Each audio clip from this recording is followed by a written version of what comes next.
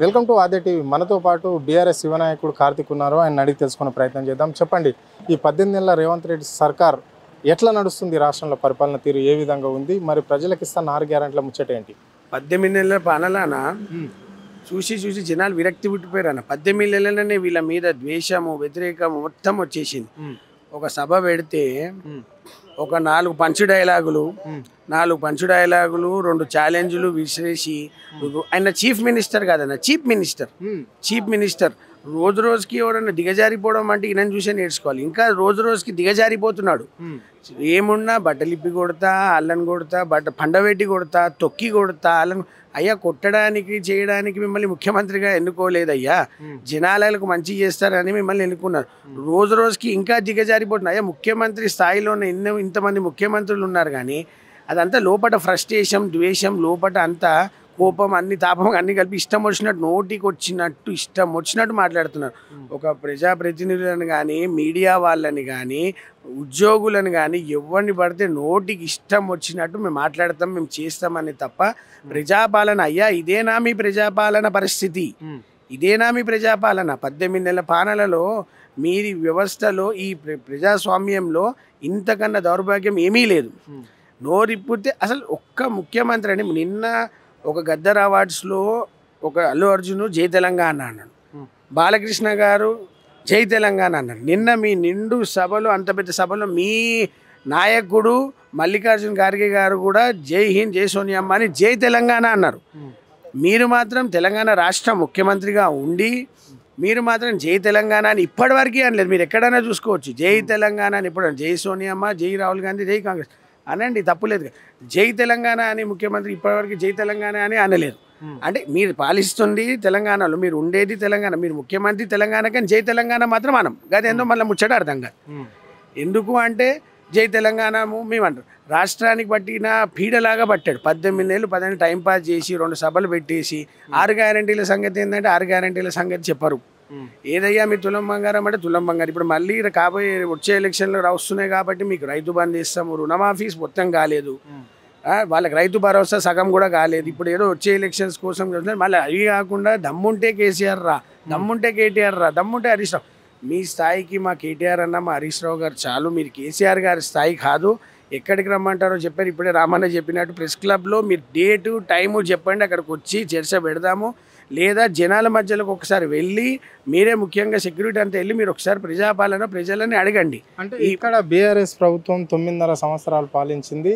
అంటే అవన్నిటిని వాళ్ళు ఏదో ఇక్కడ ఆ పాలించడం వల్ల రాష్ట్రమే 10 ఏళ్ళు 50 ఏళ్ళు ఎంటకు పోయింది అని చెప్పేసి ముఖ్యమంత్రి అంటుండు. దాన్ని ఒక్కొక్కటి సర్దు పెట్టుకుంటూ వస్తున్నాం, ప్రజాపాలనలో అన్ని సర్దు పెడుతున్నాం, ప్రజలకు ఇస్తున్న 6 గ్యారెంటీలు ఒక్కొక్కటి అన్ని కూడా ఇంప్లిమెంట్ చేస్తున్నాం అని చెప్పేసి ముఖ్యమంత్రి అంటుండు. అందుకే ఇక్కడ రైతులు ఎంతో నష్టపోయారు కేసీఆర్ అధికారంలో. సో కేసీఆర్ కావచ్చు, కేటీఆర్ అయినా ఎవరైనా సరే చర్చకు రావడానికి సిద్ధం ఉన్నారా అని చెప్పేసి నిన్న సవాల్ విసరడం జరిగింది. దాన్ని ఎట్లా చూస్తారు మీరు? అది ఆడరాక పాత గజ్జలు అంటారండి. ఇంకా ఎన్నేళ్ళు అండి? 10 ఏళ్ళు పాలన కేసీఆర్ గారి మీద ఇంకా ఎన్ని రోజులు పడి కేసీఆర్ గారి మీద ఏడుస్తారు? కేసీఆర్ గారు గవర్నమెంట్ ఏడుస్తారు. సరే, మీకు ఇప్పుడు పవర్ వచ్చింది కదా, మీకు ఇచ్చారు కదా గవర్నమెంట్, మీరు చేసి చూపియండి. కేసీఆర్ గారు చేసింది మీరు ఇచ్చిన 2016 రూపాయలు ఇస్తున్నారు, మీరు 4016 రూపాయలు పెన్షన్ ఇస్తున్నారా? తులం బంగారం ఎంతమందికి ఇచ్చారు? 18 నెలల్లో ఎన్ని లక్షల పెళ్ళిళ్ళు అయ్యాయి? ఎంత ఆడబిడ్డల పెళ్ళిళ్ళు అయ్యాయి? మీరు తులం బంగారం ఇచ్చారా? అత్తకు 4000, కోడళ్ళకు 2000, పిల్లలకి ట్యాబులు, ఆడోళ్ళకి స్కూటీలు, పిల్లలకి ట్యాబులు అన్నారు, వికలాంగులకు 6000 అన్నారు. ఇప్పుడే ఇట్లా పెట్టి తీసుకోండి. ఇక చెప్పుతేమిగా దేవుళ్ళ మీద కూడా దండం, లక్ష్మీ నరసింహస్వామి మీద దండం, పెద్దమ్మ తల్లి మీద దండం, గద్వాల్ జోగులాంబ తల్లి మీద దండం. వద్దు, దేవుళ్ళ పేరు మీద కూడా అబద్ధాలు వేసి దేవుళ్ళు కూడా అనుకుంటున్నారు, ఎవరాయ బాబు ఈయన గింత ఘోరమా అని చెప్పి అంటున్నారు. మరి ఎందుకు బీఆర్ఎస్ నాయకులనే టార్గెట్ చేస్తుంది రాష్ట్ర ప్రభుత్వం? మరి ఇక్కడ అనేక పార్టీలు ఉన్నాయి కదా, వాళ్ళని ఎందుకు కలియలేకపోతుంది? ఓన్లీ బీఆర్ఎస్ ఎందుకు టార్గెట్? సోషల్ మీడియాలో ఒక వార్త పెడితే, ఒక పోస్ట్ చేస్తే అరెస్టు, ఒక రీపోస్ట్ చేస్తే అరెస్టు. ఒక సామాన్యుడు ఒక ప్రజాస్వామ్యంలో ప్రశ్నించే గొంతుకు విలువ లేదు. అంటే ప్రజాస్వామ్యంలో ఉంటున్నాము, ఒక ప్రజాస్వామ్యంలో ఉంటూ ఈ గవర్నమెంట్ అడిగితే కేసులు, అరెస్టులు ఎన్ని రోజులండి? ఇప్పుడు మొన్న బీఆర్ఎస్ నాయకులను అరెస్టులు, సోషల్ మీడియా వారియర్లను అరెస్టులు, ఇవి కాదండి ప్రజలు కోరుకునేవి. మీరు చెయ్యండి, మీరు చెయ్యొద్దు అని అనలేదు, మీరు కంప్లీట్గా చేయండి. 500 గ్యాస్ సబ్సిడీ బంద్ అయిపోయింది, 200 యూనిట్లు అవి బంద్ అయిపోయినాయి. ఆరోగ్యశ్రీ అన్నారు, మీరు తెచ్చిన ఫ్రీ బస్ అన్నారు, ఆ ఫ్రీ బస్సు పెట్టుకొని బస్సు అని చెప్పి తిరుగుతున్నారు. ఆనాటి రోజులే గుర్తు తెస్తానని పాట పెట్టుకొని బ్యాక్గ్రౌండ్ సార్ ఆనాటి ఆ పాటలోనే ఉంది ఆనాటి రోజులు గుర్తొస్తాయి. ఇప్పుడు జనాలు అదే అవస్థ పడుతున్నారు తెలంగాణ. ఆనాటి రోజులే ఇప్పుడు వచ్చాయి మళ్ళీ అని చెప్పి. దాంతోడు హైడ్రా అనే డ్రామాతో కొత్తగా ఎక్కడ పడితే అక్కడ అక్రమ నిర్మాణం అంటారు. కరెక్ట్గా ఉన్న నిర్మాణం దాని మీద కూడా ఏమీ చేయకుండా ఇలా జనాలన్నీ సతాయిసి ఇప్పుడు వచ్చే ఎలక్షన్స్లో చూస్తారు. ఇంకోటి దమ్మున్న సవాలు విసురుతున్నారు. వచ్చే దాంట్లో 15 ఎంపీ సీట్లు 100 ఎమ్మెల్యే సీట్లు అంటున్నారు.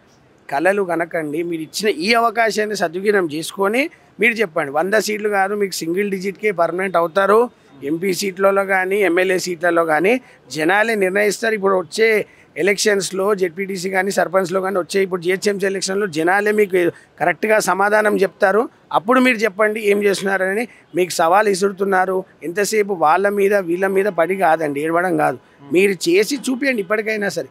ముఖ్యంగా అండి మరో ఒక ముఖ్యమైన మీ మంత్రివర్గాల్లో ఇప్పటికీ ఉన్న పదవులు 3 మంత్రి పదవులు ఇచ్చేసిండు. ఏదో నామకే వాస్తే sports, industries, factories, SC ST minority. ముఖ్యమైన మంత్రి పదవులు మీరే హోమ్ మినిస్టర్, మీరే మున్సిపల్ మినిస్టర్. రాష్ట్రానికి ఎడ్యుకేషన్ మంత్రి లేడండి, మున్సిపల్ మినిస్టర్ లేడు, హోమ్ మినిస్టర్, లా మినిస్టర్ లేడు, అన్నీ ఆయన్నే. Story, screenplay, direction, heroine, producer అన్నీ ఆయన్నే. మళ్ళీ ముఖ్యమైన మంత్రి పదవులు అన్నీ మీ దగ్గరనే పెట్టుకొని మిగిలిన చిన్న చిన్న మంత్రి పదవులు ఇచ్చేసి మా మంత్రివర్గం అయిపోయింది 3 మంత్రి పదవులు ఇచ్చేసినాము అని అంటున్నారు. ఇంకా మూడు కావాల్సి ఉంటుంది కదా, అవి ఎప్పుడు చేయబోతుంది? చెప్తున్నానండి, మొన్న మీరు చూసిన టీపీసీసీ దాంట్లో 29 మంది వైస్ ప్రెసిడెంట్లు, 69 మంది జనరల్ సెక్రటరీలు.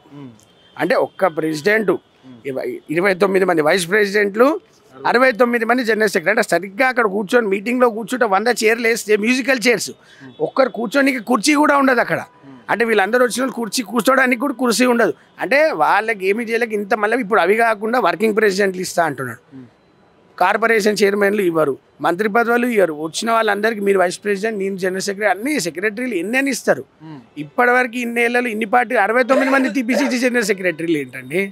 అంటే కుర్చీలు కూడా కూర్చోడానికి ఉండదు. ఏదో తమ్మిని చేసి అక్కడ ఏదో చేస్తున్నారు తప్ప అక్కడ ఏమీ లేదు. మొత్తం పవర్ అంతా ముఖ్యమంత్రి గారు డిప్యూటీ సీఎం పెట్టుకొని మైండ్ గేమ్ ఆడి చెస్ ఆడుకుంటూ కూర్చున్నారు. ఇప్పటికైనా నా రిక్వెస్ట్ ఏంటి అంటే, మీకు మంచిగా అవకాశం ఇచ్చారు, ఇప్పటికైనా ఈ చిల్లర మాటలు బంద్ చేసి మీరు ఇచ్చిన 6 గ్యారెంటీలు అమలు చేసి అప్పుడు వెళ్ళండి. ఇప్పుడు ఏదో ఎలక్షన్స్ వస్తున్నాయని చెప్పి రైతు బంధు ఇస్తాము, రుణమాఫీ చేస్తాము, రైతు భరోసా ఇస్తున్నాం, టకీ అయిపోతుంది, 3 రోజుల్లో అయిపోతుంది అంటున్నారు. అదే ఎజెండాతోటే మేము రేపు స్థానిక సంస్థల ఎన్నికలకు పోబోతున్నాము అని చెప్పేసి కాంగ్రెస్ వాళ్ళు అంటున్నారు. ఆ రైతు రుణమాఫీ చేసాం, రైతులకు ఇస్తున్న హామీల ప్రకారం మళ్ళీ ఆ రైతు భరోసా డబ్బులు వేసినాము, ఇందిరమ్మ ఇల్లు కట్టిస్తున్నాం, మళ్ళీ సబ్సిడీ గ్యాస్ ఇచ్చాము, మళ్ళీ ఇంకా ఉచిత కరెంట్ ఇచ్చాము, మళ్ళీ మహిళలకు ఉచిత బస్సు కూడా ఇచ్చాము. ఇవన్నీ పథకాలు మేము ఏదైతే చెప్పామో అన్ని ఇంప్లిమెంట్ చేస్తున్నాం. కాబట్టి ఆ ఎజెండాను పెట్టుకొని మేము ఓట్లు అడుగుతాము అని చెప్పేసి కూడా కాంగ్రెస్ వాళ్ళు అంటున్నారు. స్థానిక సమస్యలలో ఎట్లా చూస్తారు? ఇప్పుడు ఎవరికైతే క్యాండిడేట్లకి టికెట్లు ఇస్తారో వాళ్ళు ఇప్పుడు అక్కడ ప్రచారానికి వెళ్ళినప్పుడు మంత్రులు కానీ ఎమ్మెల్యేలు కానీ ఎమ్మెల్సీలు కానీ జనాల దగ్గరికి ఓటు అడగడానికి వెళ్ళినప్పుడు వాళ్ళే చెప్తారు కదండి, అయ్యా మాకు రుణమాఫీ అయ్యింది, రైతు భరోసా పడ్డది, రైతు బంధు పడ్డది, అన్నీ పడ్డాయి కాబట్టి మాకు వాళ్ళు ఓట్లు వేస్తారా లేదని వాళ్ళకి తెలుస్తుంది. వాళ్ళు అడిగినప్పుడు జనాలు చాలా ఫ్రస్ట్రేషన్ ఉన్నారండి. జనాలు ఇక్కడ రెడీ టు అటాక్ అన్నట్టున్నారు. సో ఖచ్చితంగా వాళ్ళకి ఓటు వేసి అడిగినప్పుడు చెప్తారు. మరి ఇంకో మాట చెప్పారంట, బాబా నోటిఫికేషన్స్ అయ్యో ఇవ్వద్దండి, ఇన్ని నోటిఫికేషన్స్ ఒకటేసారి ఇస్తే మేము చదువుకోలేకపోతున్నాం, ప్రిపేర్ కాలేకపోతున్నాం అని అంటున్నారంట. అయ్యా రేవంత్ రెడ్డి గారు, మీరు ఇచ్చిన నోటిఫికేషన్స్ ఎన్ని? ఆయననే చెప్పుకుంటున్నాడు సెల్ఫ్ డబ్బా, నోటిఫికేషన్స్ వద్దు, ఇంత జల్దీ ఇంత ఫాస్ట్గా ఇస్తే మేము అంతమంది నోటిఫికేషన్స్ ఇస్తే అక్కడ ధర్నా చౌక్ దగ్గర గ్రూప్ 1 గ్రూప్ 2 వాళ్ళు ధర్నా ఎందుకు చేస్తారు? మీరు ఒక్కసారి రాహుల్ గాంధీ గారు వచ్చారు, మల్లికార్జున ఖార్గే గారు వచ్చారు, మీరు ఒక్కసారి అక్కడ ఉన్న విద్యార్థులు అశోక్ నగర్కి ఒక్కసారి విజిట్ చేయండి, వాళ్ళకున్న ప్రాబ్లమ్స్ తెలుసుకోండి, వాళ్ళకున్న నోటిఫికేషన్. డిఎస్సి ఓపెనింగ్స్ ఇస్తానారండి, డిఎస్సి ఓపెనింగ్స్ ఇవ్వలేదు. ఒక్కసారి అశోక్ నగర్కి వెళ్ళారా? మీరు గెలిచి 18 నెలలు అయింది. ఒక్కసారి అశోక్ నగర్కి వెళ్ళి వాళ్ళ సమస్యలు ఏంటో తెలుసుకోండి. వాళ్ళు తెలుసుకొని లేకపోతే మీరు వెళ్ళకపోయినా అండి, మీ ఎమ్మెల్సీలు ఉన్నారు. ఇప్పుడు ఎమ్మెల్సీలో బల్మూరు వెంకట్ గారు ఉన్నారు, కోదండరామ్ గారు ఉన్నారు. వాళ్ళు స్టూడెంట్ ఫెడరేషన్ వాళ్ళు సపోర్ట్ చేసి మీ పార్టీకి చేశారు. వాళ్ళని వెళ్ళి మీ సమస్యలు తెలుసుకొని అక్కడ డిస్కస్ చేసి వాళ్ళతో ప్రాబ్లమ్ సాల్వ్ చేయమని చెప్పండి. అలా అయినా తెలుసుకోండి. కానీ నోటిఫికేషన్స్ వద్దు సార్, ఇంత జల్దీ ఇవ్వకుండా ఇన్ని బ్యాక్ టు బ్యాక్ నోటిఫికేషన్స్ ఇస్తుంటే అయితే అక్కడ వచ్చింది కేసీఆర్ గారి ప్రభుత్వంలో అందరికీ భర్తీ చేసిన అపాయింట్మెంట్ లెటర్సే మీరు ఇస్తున్నారు తప్ప కొత్తగా ఇచ్చింది ఏమీ లేదు. కాబట్టి మీరు ప్రజల సమస్యలను, విద్యార్థుల సమస్యలను, రైతుల సమస్యలను వాళ్ళకి ఇచ్చిన హామీలు రైతు బంధు, రైతు బీమా, రైతు భరోసా, రుణమాఫీ కంప్లీట్ చేసే మీరు ఎలక్షన్స్కి వెళ్ళండి. లేదు అంటే జనాలు అనేది తిరగబడుతున్నారు, అది తొందరలోనే మీరు చూస్తారని చెప్తున్నాను. Okay right. ఇది అంటే యావత్తు ప్రజలను మాత్రము ఇక్కడ కాంగ్రెస్ పార్టీ మోసం చేస్తుంది అని చెప్పేసి కార్తిక్ స్పష్టంగా చెప్పడం అనేది జరిగింది. ఒక్క ఉద్యోగ నోటిఫికేషన్ కాదు కదా, జాబ్ క్యాలెండరు అనేక జాబులు ఇస్తామని చెప్పేసి ఎన్నికల మేనిఫెస్టోలో జాబ్ క్యాలెండర్ పెట్టారు. దాన్ని ఏ ఒక్క ఇంచ్ కూడా ముందుకు తీసుకుపోలేకపోతుంది ప్రభుత్వం, ఏ ఒక్కరికి కూడా ఉద్యోగాలు ఇవ్వకపోతుంది అని చెప్పేసి దాదాపుగా 18 నెలలు అవుతుంది ఇక్కడ ప్రభుత్వం ఏర్పడి. కేవలం 12,000 ఉద్యోగాలు మాత్రమే కాంగ్రెస్ పార్టీ ఇచ్చింది. మిగతా అన్నీ కేసీఆర్ ప్రభుత్వంలో ఉన్నప్పుడే ఈ నోటిఫికేషన్లను, అంటే వాళ్ళు ఏదో బీఆర్ఎస్ ప్రభుత్వం చేసిన నోటిఫికేషన్ల ఉద్యోగాలు ఇచ్చేసి ఏదో పట్టాలు ఇచ్చేసి వాళ్ళకి పత్రాలు ఇచ్చి మేము ఇచ్చినామని గొప్పలు చెప్పుకుంటున్నది కాంగ్రెస్ పార్టీ. రేవంత్ రెడ్డి అందరినీ మోసమే చేస్తున్నాడు అని చెప్పేసి ఇక్కడ ఆయన వాపోవడం అనేది అయితే జరిగింది. కెమెరా పర్సన్ రవితో, అరుణ్, ఆద్య టీవీ, హైదరాబాద్.